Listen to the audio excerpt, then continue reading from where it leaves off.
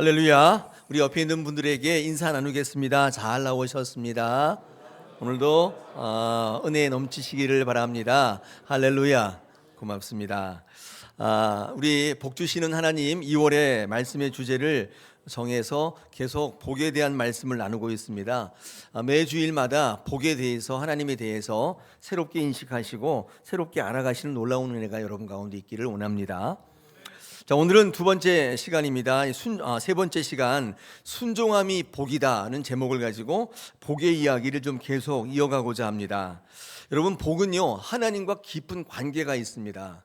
많은 분들 착각하는 것들 가운데 복은 인간이 만들고 인간이 누리는 거라고 생각하시는 분이 있는데 뭐 그런 면이 없지 않지만, 그러나 복은 그 출발이 하나님이시고 복의 완성도 하나님께서 하시는 것이기 때문에 하나님을 떠나서는 복을 이야기할 수가 없습니다. 하나님께서 우리에게 복 주시기를 원하거든요. 여러분, 하나님이 인간을 창조하신 이유가 뭔지 아세요? 하나님이 인간을 창조하신 이유는 많은 사람들이요, 우리가 이 땅에 태어나서 즐겁게 행복하게 잘 살다가 오라, 이런 걸로 알고 계시지만 여러분, 그렇지는 않습니다. 이제 하나님께서 인간을 창조하신 이유는 하나님과 무관하게 인간이 독립된 어떤 존재로 행복하게, 만족하게, 나의 뜻을 이루며 유의미하게 살라고 만드신 게 아니라, 결론을 말씀드리면 하나님께서 영광 받으시기 위한 것입니다.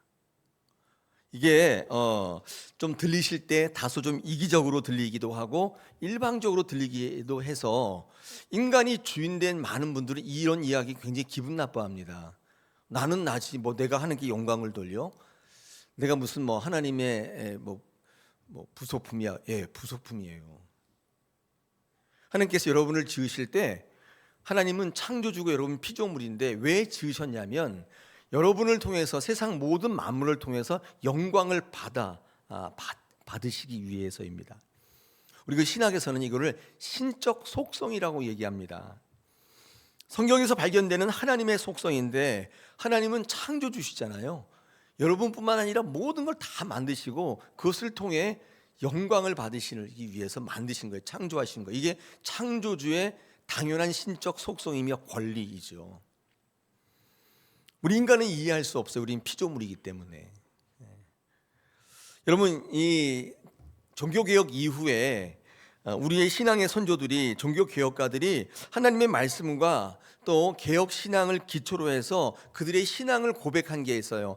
1648년에 이후에 만들어진 최대 신앙 고백인데, 이게 웨스터민스터 신앙 고백입니다. 앞에 보시면 그 제일 먼저 첫 문답에 사람이 제일 되는 목적이 뭡니까? 이렇게 묻고 있거든요. 그러니까 사람이 창조된 목적이 뭡니까? 이렇게 묻고 있는데, 여기서 뭐라고 대답을 하고 있냐면, 사람이 제일 되는 목적은 하나님을 영화롭게 하는 것과 영원토록 그를 즐거워하는 것이다, 이렇게 밝히고 있어요. 이게 인간이 창조된 목적이라는 거예요. 내가 이 땅에 왔으니까 한번 보란 듯이 잘 살아보겠다, 이게 우리의 목적이 아니라, 우리가 이 땅에 존재하는 목적은 하나님께 영광 돌리고 하나님을 영화롭게 하는 거하고 영원토록 하나님을 즐거워하는 게, 이게 우리의 목적이다, 이 땅에 있는 목적이라는 것입니다. 할렐루야. 네. 제가 왜 이런 얘기를 하냐면, 이제 복 얘기를 할 때는요, 오늘은 조금 이제 본질적인 얘기를 좀 하려고 하는데, 이 사실을 먼저 아시고 여러분 안에 동의가 좀 있으셔야 돼요.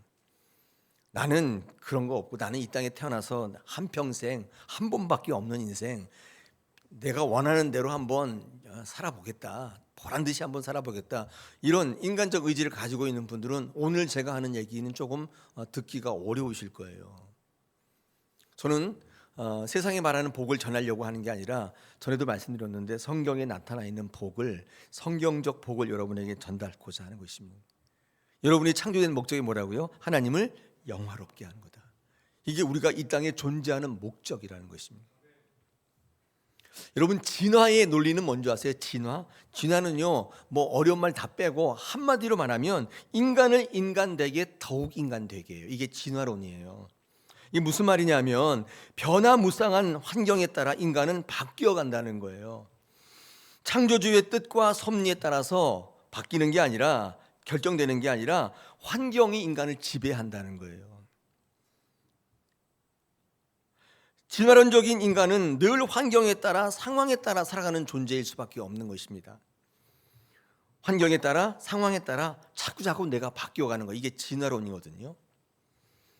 더욱 인간을 편리하게 행복하게 만족하게 인간을 바꿔가는 거예요. 이런 논리예요. 따라서 진화는 철저히 인간이 주제인 세계관이에요. 앞으로도 상황과 환경에 따라 우리는 얼마나 어떻게 더 바뀔지 몰라요. 여러분, 이제 세계관이라는 게 있잖아요. 세계관. 이 세계관 이런 거 뭐냐면 세상을 바라보는 관점이에요. 윈도우.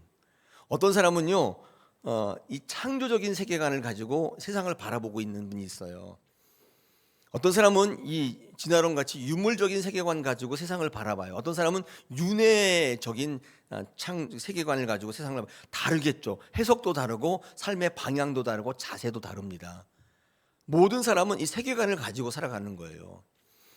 여러분, 창조의 세계관은 다른데요. 창조의 세계관은 뭐냐면 하나님이 주제인 세계관입니다. 그러니까 모든 세상의 피조물은 하나님께 영광을 돌리기 위해서 창조된 존재들이다. 이 관점에서 세상을 바라보는 것이고, 이 관점에서 인생을 바라보고, 이 관점에서 이후의 세계를 바라보는 거예요. 이게 기독교의 창조적 세계관이에요.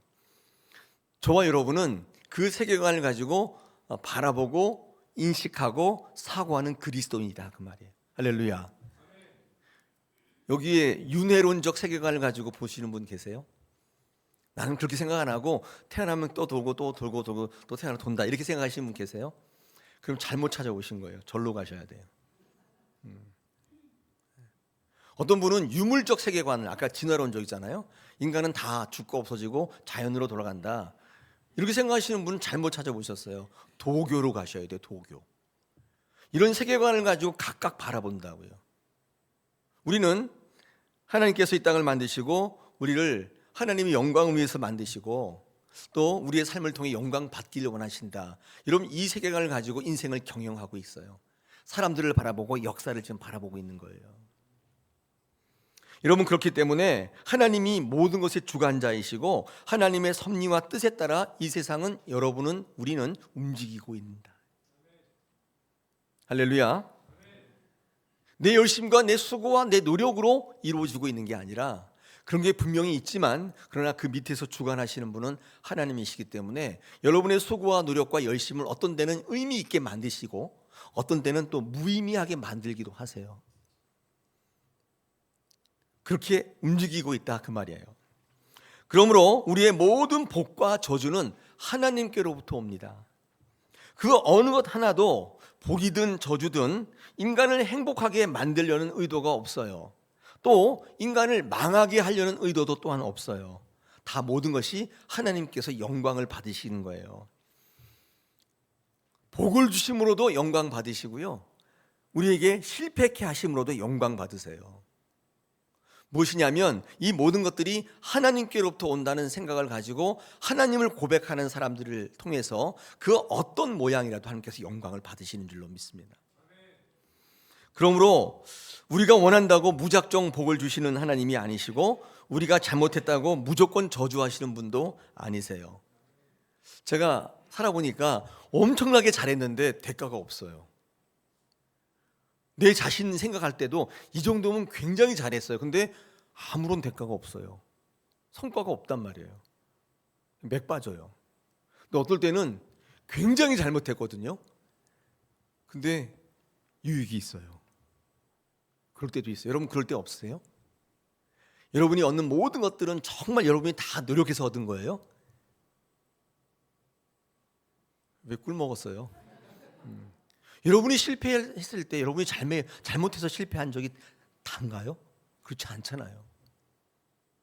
아마 이런 자리에서 말하긴 뭐하지만 한번 이렇게 이야기를 참으시면서 하면 아마 줄줄이 다 나올 거예요.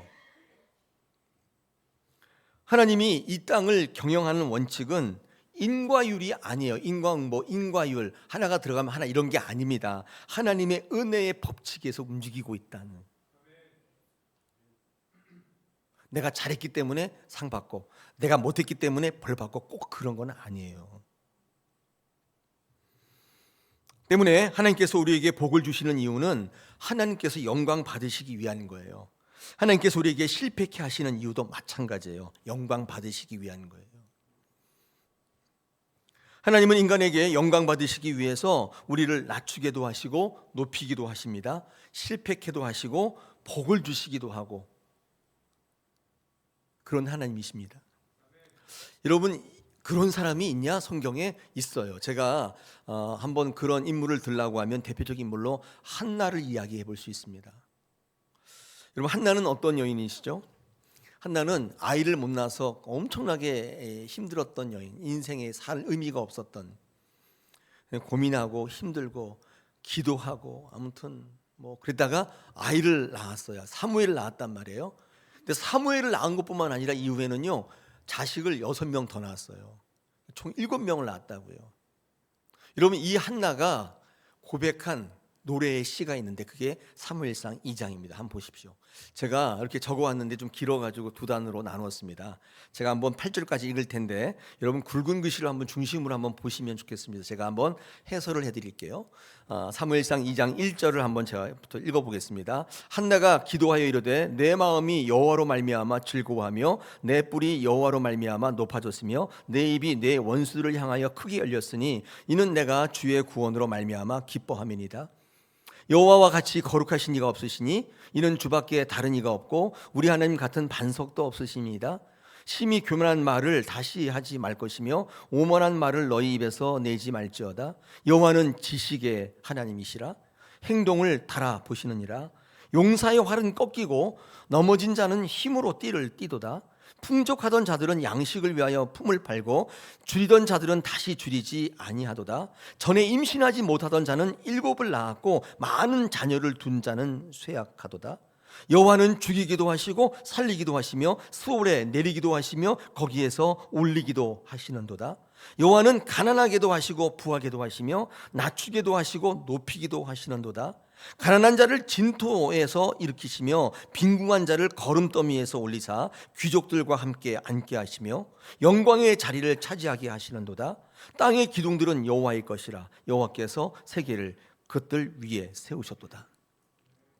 여러분, 이게 한나가 노래한 노래예요. 고백한 노래인데, 여러분, 한나가 아까 박복한 여인이었다 그랬잖아요. 복이 없었어요. 애를 못 낳아가지고 죽을 것 같았단 말이에요. 그런데 여러분, 한나가 아이를 왜 못 낳았는가를 아이를 낳고 난 다음에 한번 생각해 본 거예요. 나중에 알고 보니까 아이를 낳고 못 낳고가 중요한 게 아니라 이 모든 걸 통해서 하나님이 역사하셨다는 사실을 알게 된 거예요. 사무엘상 2장은 이 한나가 그것을 노래하고 있습니다.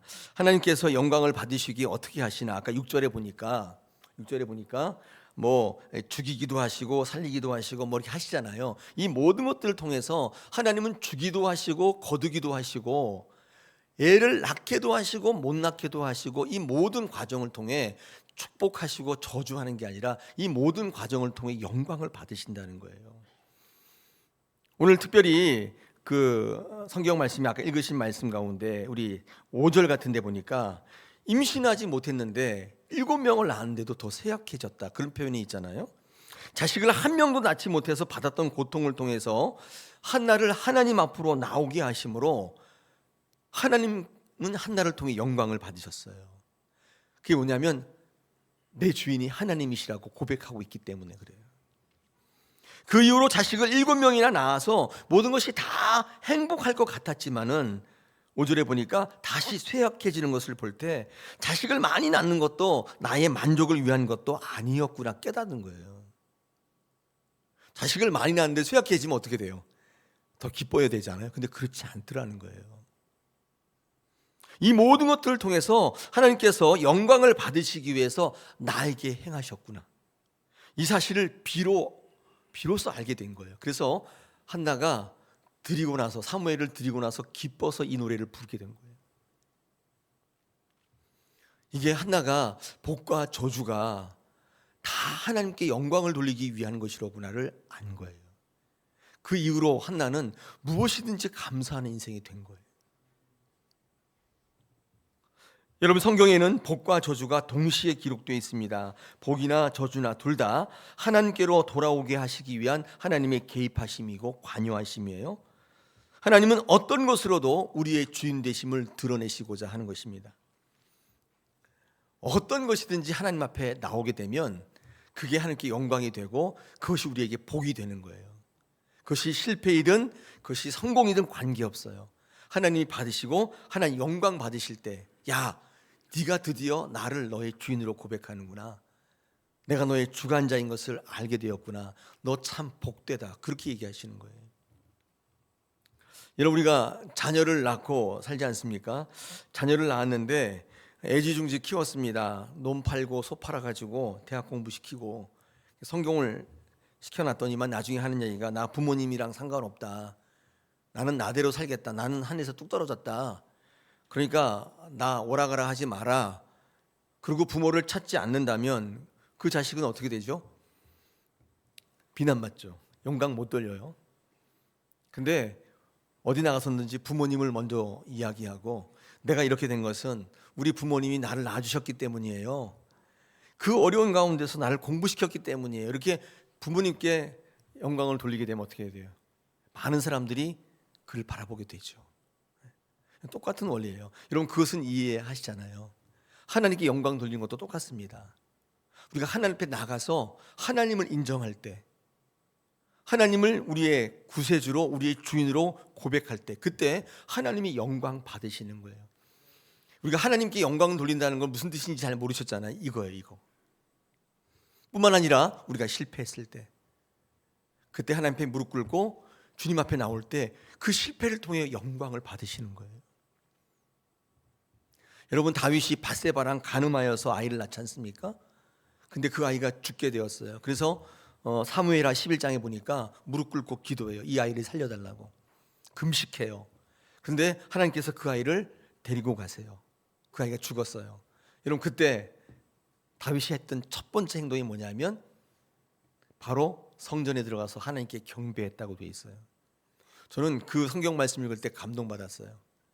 하나님께 실망할 줄 알았는데 그 실패죠. 어떻게 보면 그걸 가지고 하나님 앞에 나가서 경배하는 다윗의 모습이 하나님께 영광 돌리는 거예요. 하나님이 그의 그 모습을 통해 영광 받으신다. 여러분, 그 다윗이 어찌 복받지 않을 수 있겠어요? 할렐루야. 네. 여러분, 하나님 우리를 의지를 주셔서 만드셨잖아요. 근데 이런 얘기를 하면 될지 모르겠는데, 어쨌든 우리는 그 의지를 가지고 있는데 하나님께로 방향을 틀지 않고 다른 쪽으로 방향을 틀 때, 여러분, 그것을 죄라고 한다고 말씀드렸어요. 죄는 뭐냐면 하나님께로 나가지 않고 다른 곳으로 가는 거예요. 하나님께서 우리에게 주신 복을 가지고, 주신 좋은 것들을 가지고 하나님께 영광 돌리지 않고 나를 나대게 하고 다른 것을 좋아하게 되면 그때 여러분, 그것은 복이 아니라 죄가 됩니다. 하나님께서 우리에게 올바른 방향과 목적으로 나가라고 이야기하는데, 사탄은 우리에게 와서 계속적으로 다른 것으로 가라고, 하나님 앞에 가지 말고 네 한 번밖에 없는 인생 그렇게 하라고, 죽음은 늙으면 못하니까 지금 열심히 하라고, 그렇게 우리의 의지를, 하나님께로 가려고 하는 의지를 다른 방향으로 자꾸 유혹해요. 이게 사단이 우리에게 계략을 하는 거예요. 우리는 하나님께로 달려가서 하나님께 영광 돌리는 하나님의 사람 되기를 원합니다. 이게 진짜 복인 것을 여러분 믿으시기를 축복합니다. 여러분, 그러면은 하나님께서는 매일 하나님만 섬기고 그러고 살라고 그러냐? 우리는 뭐 아무것도 없느냐? 그렇지 않습니다. 우리가 필요한 것들을 다 부어주시는데, 사단처럼 여러분의 욕심 가운데 부어주시는 게 아니라 은사로 부어주세요. 뭐로 부어주신다고요? 은사로. 성령을 통해서 은사를 부어주시는데 물질도 주시고 건강도 주시고 또 형통함도 주셔서 그걸 가지고 하나님께 나가도록 만드세요. 이게 성령이 하는 역할이에요. 사탄은요, 여러분의 욕심을 통해서 자꾸 채워줘 가지고 여러분을 향해 정말 나대게 만들어요. 그래서 하나님과는 완전히 거리가 먼 그런 인생을 살게 만들어요. 그게 사탄이 주는 그 복이에요. 오늘 성경 말씀 읽어보면 우리에게 얼마나 많은 복을 주시겠다고 약속하는지 몰라. 오늘 본문에 넘쳐납니다. 여러분 14절 15절 한번 보십시오. 14절 15절에 뭐라고 되어 있냐면 여호와께서 너희의 땅에 이른 비 늦은 비를 적당하게 내리시리니 너희의 곡식과 포도주와 기름을 얻을 것이요 또 가축을 위하여 들에 풀이 나게 하시리니 네가 먹고 배부를 것이다. 이런 복을 주시겠다는 거예요. 우리 23절, 24절, 25절입니다. 여호와께서 그 모든 나라의 백성을 너희 앞에 다 내쫓을 것이라. 너희가 너희보다 강대한 나라를 차지할 것이다. 너희의 발바닥으로 밟는 곳은 다 너희의 소유가 되리니 너희의 경계는 곧 광야에서부터 레바논까지와 유브라데 강에서부터 서해까지라. 너희 하나님 여호와께서 너희에게 말씀하신 대로 너희 밟는 모든 땅 사람에게 너희를 두려워하고 무서워하게 하시리니 너희를 능히 당할 사람이 없게 하시겠다. 이 엄청난 복을 우리에게 주시겠다는 거예요. 여러분들 이걸 가지고 여러분의 욕심을 채우는 게 아니라 이걸 가지고 하나님께 영광 돌리게 하시겠다는 거예요. 자, 오늘 성경 말씀에 하나님이 주시는 이 엄청난 복을 받아 누리기 위해서 하나님께 영광 돌리는 삶을 살려면 두 가지의 조건을 한번 찾아내서 한번 묵상하면 좋겠습니다. 첫째, 13절에서 보면 섬기면 이렇게 되어 있죠. 맨 마지막에 우리 13절 마지막에 보니까 모든 것 하나님을 사랑해서 뜻을 다하고 마음을 다하고 섬기면 조건이 붙어 있어요. 이게 조건이에요. 또 하나 18절에 가보시면 18절에 맨 끝에 삼으면 이렇게 되어 있잖아요. 삼으면, 그렇죠? 네, 삼으셔야 돼요. 이게 조건인데 그러면 하나님 주신 복을 누리고 그것을 통해 영광을 돌릴 수 있다는 것입니다. 오늘 이 두 가지의 조건을 같이 한번 좀 묵상해 보겠습니다. 여러분, 하나님의 복을 받기 위해서는요, 이 섬기셔야 돼요. 이 섬긴다는 말이 조금 애매하죠. 섬긴다는 말은요, 어떤 거냐면 순종한다는 말로 바꿔볼 수 있어요. 순종한다. 왜냐하면 섬기려면 순종하셔야 돼요. 그래야 섬길 수가 있어요. 순종하지 않으면 당연히 못 섬기겠죠. 그렇잖아요. 누구를 섬기는데 그분의 방향과 뜻을 같아야 그게 섬길 수가 있죠. 순종할 수가 있는 거지. 틀린데 어떻게 순종해요? 그렇잖아요. 여러분 직장 내에 그렇잖아요. 사장이 이렇게 가려고 하는데 밑에 있는 분들이 나 그거 아니다. 그러면 어떻게 해요? 당연히 순종이 안 되겠죠. 같은 방향이 아닌데 어떻게 순종을 해요? 각자 가려고 하겠죠. 근데 그 회사는 완전히 나중에 망하겠죠. 사장이 가려는 것과 밑에 있는 사람들이 다 달라요. 어떻게 그 회사가 부흥할 수 있겠어요? 온전할 수 있겠냐 그 말이에요. 섬긴다는 말은 순종이라는 말과 바꿔볼 수가 있는데, 그렇다면 무엇에 순종하느냐 하면 제가 지금 말씀드린 것처럼 하나님의 방법, 하나님이 하시는 방법, 하나님의 때에 순종하시는 겁니다. 여러분 신앙해 보시니까 어떠세요? 하나님의 방법과 때에 순종하실 만해요? 그렇게 할 만합니까? 하나님이 말씀하시는 부흥의 방법, 부흥의 때에 동의가 되세요?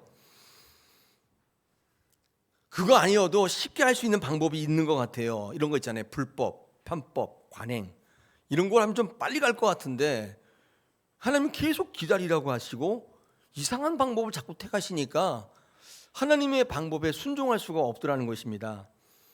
하나님은 어떤 방법을 쓰시냐면 거절을 통해서 복을 주세요. 지난번에 우리 묵상했죠. 승리를 통해서 심판하세요. 이런 거 보니까 동의가 안 되는 거예요. 이럼 이것이 하나님께서 우리를 하나님 앞으로 나오게 하시는 하나님의 방법이고 복을 주시는 방법이에요. 이 방법에 동의가 되고 아멘이 되시나요? 오늘 그 14절 15절에 보면 이 하나님이 주시는 복의 방법과 때가 나와 있는데 한번 보겠습니다. 이른 비와 늦은 비의 방법인데요. 우리 14절에 보니까 이른 비와 늦은 비를 적당한 때에 내리시겠다 이렇게 말씀하는데, 이런 이른 비가 뭐냐? 이른 비. 이른 비 중동에 가면요 한 8월 7월에 9월 달쯤에 내리는 비인데 그때쯤이면 물이 없어가지고 논바닥이 쫙 갈라져 있거든요. 아무것도 못 살아요. 다 죽어 있는 상태인데 그때 비를 주신다는 뜻이 이게 이른 비예요. 하나님께서 생명을 살리시는데 어떻게 하냐면 다 죽게 내버려 두세요. 마지막까지 몰고 가세요. 하나님이 주시는 복은 바닥까지 내리신 이후에 주세요. 왜 이런 방법을 택하시냐면 우리로 하여금 모든 걸 다 내려놓게 하시기 위한 거예요. 주만 바라보게 하시에요. 그때 살려주세요.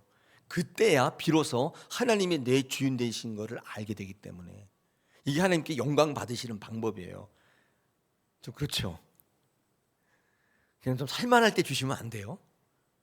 이렇게 최악까지 몰고 가셔가지고 논바닥이 거북이 등처럼 쫙쫙 갈라져 있는 그때 비를 주셔야 돼요? 그런 생각 안 해보세요? 여러분, 늦은 비도 마찬가지입니다. 늦은 비는 뭐냐면 그게 넘어가서 그 다음에 1월달, 2월달, 3월달, 2월달쯤 되면 이제 그렇게 해서 비가 나와서 여기 요만한 싹이 났거든요. 근데 얘가 쫙 자라가지고 이게 뭐 좀 알도 굵어지고 키도 크려면 한 번의 비가 더 필요해요. 그게 늦은 비인데 그게 와야 쫙 크고 당도도 있고 알도 굵어진단 말이에요. 근데 그 비가 안 오는 거예요. 여러분, 이 늦은 비도 마찬가지인데 아무리 애써도 아무리 최선을 다해도 더 이상 성장이 없게 만드세요. 이게 하나님의 방법이에요. 이게 무슨 말이냐면 뭘 알게 하게 하시려면 우리의 수고와 노력으로 주시지 않겠다는 거예요. 살려줬는데 그 다음부터 쭉쭉 크는 건, 성장을 하는 것은요, 우리의 수고와 노력으로 되지 않는다는 뜻입니다. 여러분, 우리가 최선을 다해야 되는 이유가 뭐냐면, 야, 최선을 다하니까 되는구나, 이것을 알기 위함이 아니에요. 최선을 다해야 되는 이유는, 믿는 사람들은 최선을 다해도 안 된다는 것을 알기 위해서예요. 이거 최선을 다해봐야 아는 거 아니에요?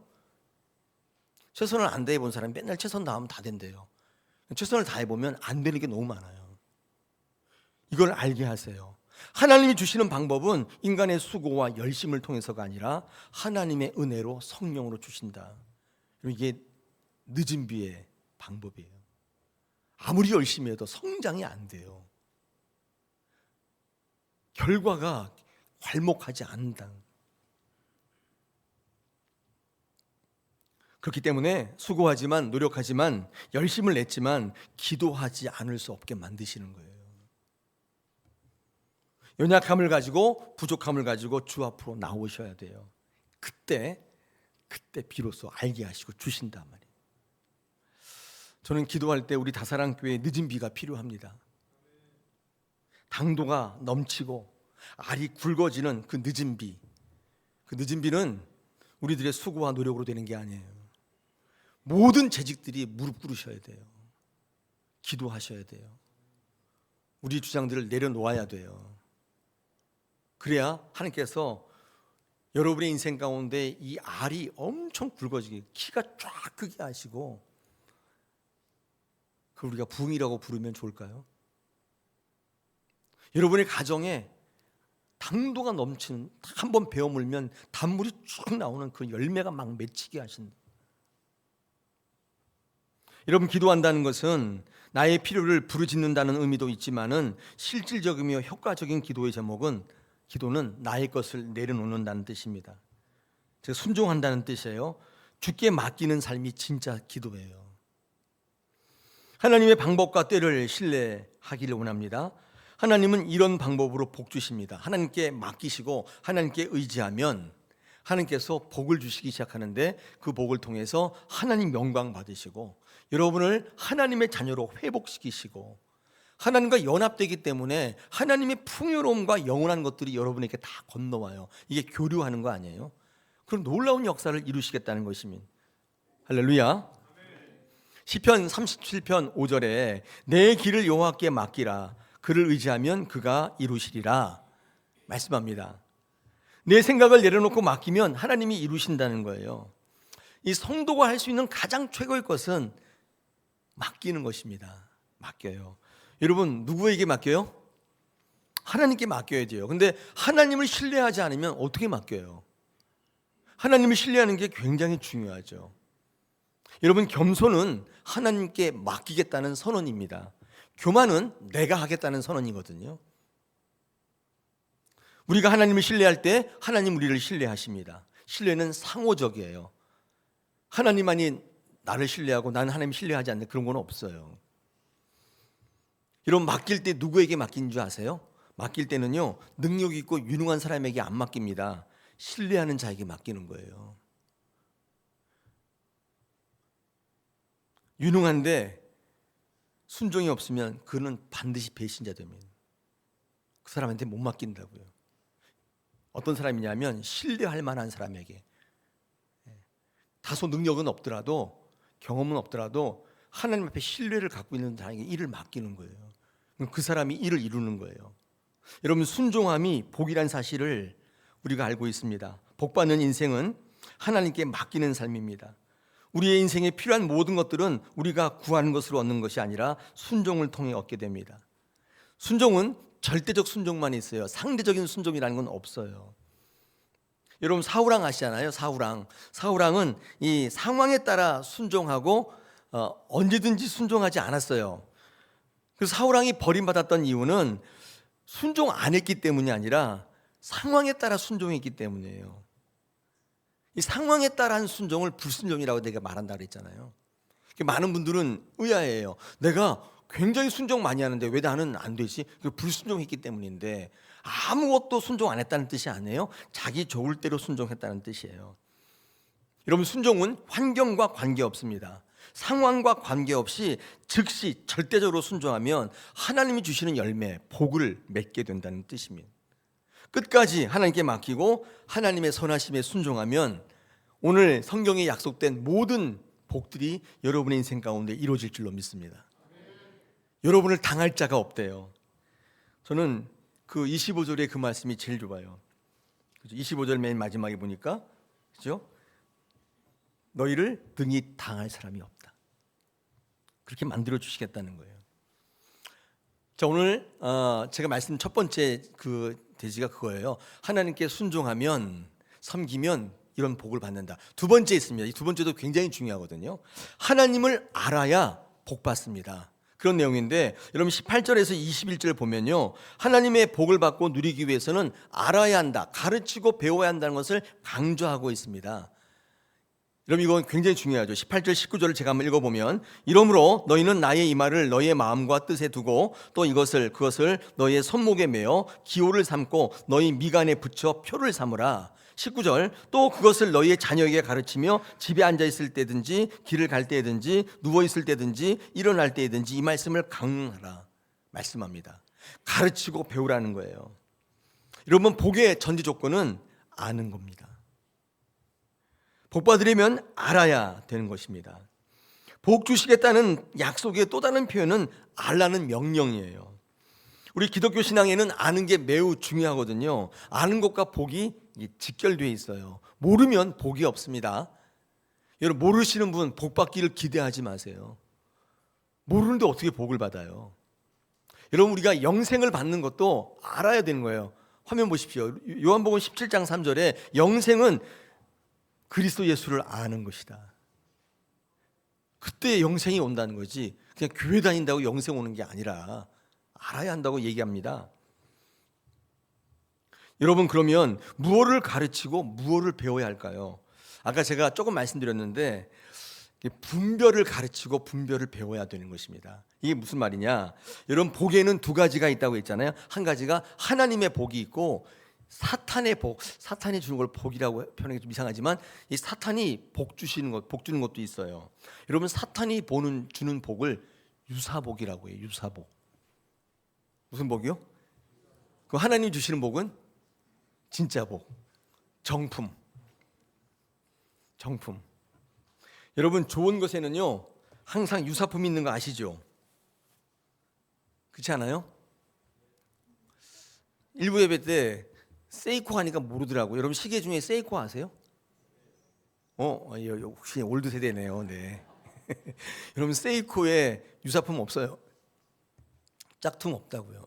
그 시장에 가면 5,000원이면 사거든요.